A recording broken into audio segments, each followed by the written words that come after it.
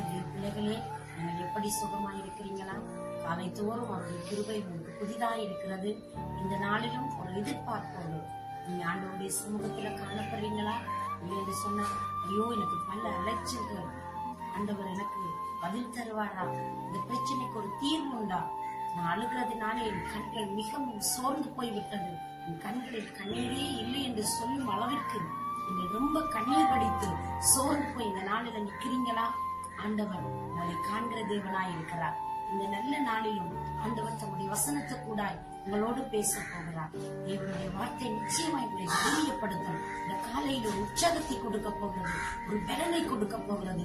அவருடைய வார்த்தையினால் நீங்கள் ஆற்றப்பட போகிறீர்கள், தேற்றப்பட போகிறீர்கள். அன்பு பிள்ளைகளை, நீங்கள் எதிர்பாருங்கள், நிச்சயமா அவருடைய வசனம் உங்களை தைரியப்படுத்தும். இந்த நாளிலும் 56வது சங்கீதம் 8வது வசனம் இப்படி சொல்கிறது, என் அலட்சியங்களை தேவரீர் எண்ணி இருக்கிறீர், என் கண்ணீரை உங்களுடைய திருப்தியில் வையும், அவைகள் உங்களுடைய கணக்கில் அல்லவோ இருக்கிறது என்று சொல்லி சங்கீதக்காரன் இடத்திலே மிகவும் வேதனையோடு தேவ சமூகத்தை நோக்கி பார்க்கிறதை நாங்கள் அவதானிக்க முடிகிறது.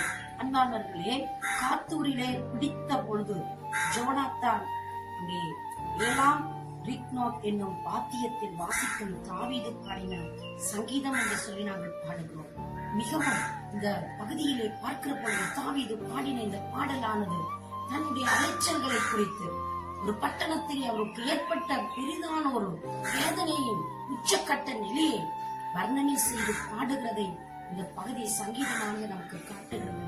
சங்கீதக்காரன் தாவீது தன்னுடைய வாழ்க்கையிலே கண்ணீர் வடித்த நேரங்கள், கதறின நேரங்கள், தன்னுடைய வாழ்க்கையில் அவமானங்கள், நிந்தனைகள், துரோகங்கள், விரோதங்கள் எழுந்த பொழுதெல்லாம் தான் என்ன செய்வதென்று அறியாமல் திகைத்து நின்ற நேரங்களில் கண்ணீர் வடித்த பொழுது கடவுள் அவரை ஆற்றி பேற்றி அரவணைத்து அவருக்கு செய்த அற்புதத்தை குறித்து இந்த பகுதியிலே நாங்கள் பார்க்கலாம்.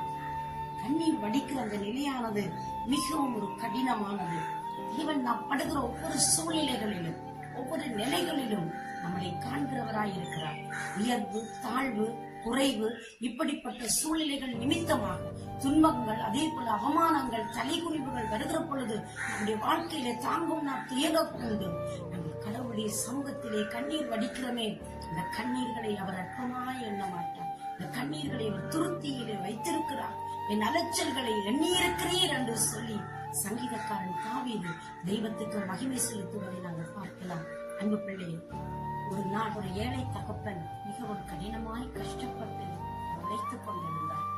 கல்களை உடைத்து தன்னுடைய வாழ்க்கை செலவு செய்வதற்கென்று செலவழித்துக் கொண்டிருந்தார். ஒரே ஒரு மகள், மிகவும் கவனமாய் அவளை பராமரித்து படிப்பித்துக் கொண்டு வந்தார். ஒரு நாள் அந்த மகள் தன்னுடைய படிப்பிற்காக ஒரு தொகை பணத்தை தன் தகப்பனிடத்தில் கேட்டார். அந்த தகப்பன் இரவு பகலாக உழைத்து நிமித்தமாக கைகளிலே காயங்கள் ஏற்பட்டது. இந்த காயங்களிலே வடிந்த ரத்தம் தோய்ந்த பணத்தை அந்த மகளுக்கு கொடுத்த பொழுது, அந்த பணத்தை மகள் பார்த்த பொழுது இதில் என்ன ரத்தம் சொட்டுகிறது என்று சொல்லி அவதானிக்கிற பொழுது தன் தகப்பனிடத்தில் கேட்ட பொழுது அந்த தகப்பன் தன் 2 கைகளையும் விரித்து காண்பித்த பொழுது மகள் ஒவ்வொரு அழ ஆரம்பித்தார். இந்த கண்களில் இருந்து கண்ணீர் சொரிய ஆரம்பித்தது. தன் தகப்பன் தனக்காய் கடினமாய் உழைத்ததையும் தன் வாழ்க்கை விடியலுக்காய் அவர் பிரயாசப்பட்டதை நினைத்த பொழுது இந்த மகளால் தாங்க முடியாது. வாழ்க்கையில் சவால் எடுத்தார், தான் சாதிக்க வேண்டும் என்று துணிந்தார். நல்ல பட்ட படிப்பை முடித்து ஒரு வைத்திய அதிகாரியால் மாறினார். இந்த தகப்பனுடைய கண்ணீருக்கு, அவருடைய உழைப்பிற்கு மதிப்பளிக்கும் வகையில் தன் வாழ்க்கையில் சாதித்து காட்டினார். உலகத்து மனிதர்களே இப்படி பொறுப்புள்ளவர்களாய் இருக்கிற பொழுது, உலகத்து மனிதர்களுடைய வேதனைகள், பாடுகளை பிள்ளைகள் நினைத்து அங்கீகரித்து அதற்காய் பிரயாசப்படுகிற பொழுது இந்த பரம லோகத்தையும் சர்வ லோகத்தையும் படைத்த ஆண்டவர் நம்மளுக்காய் செய்த தியாகங்கள் எத்தனை பெரியது!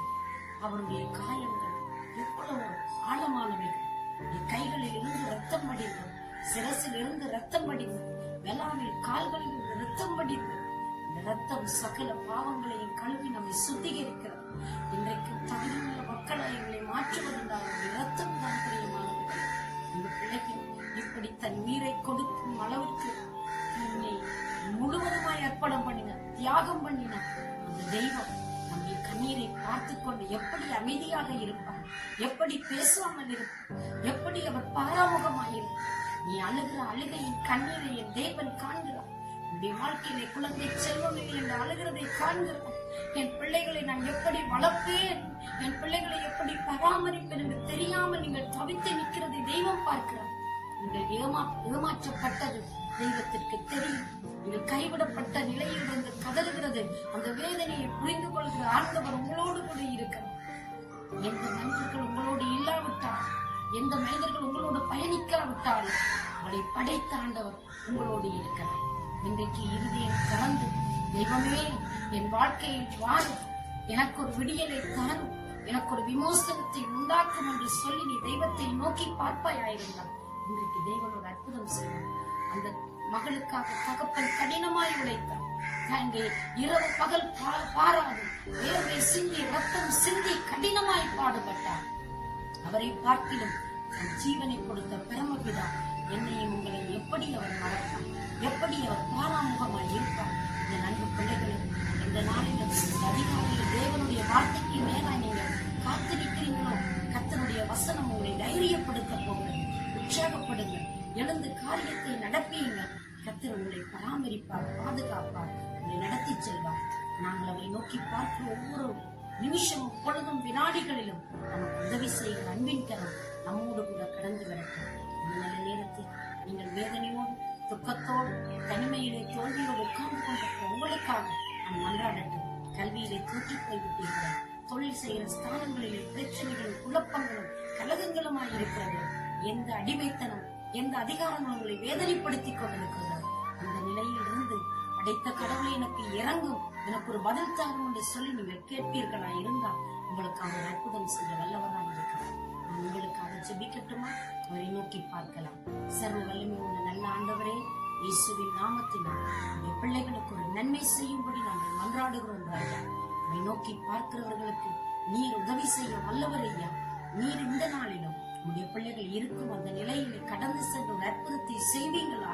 ஒரு அதிசயம் நடப்பதாக, கண்ணீர்கள் துடைக்கப்படுவதாக.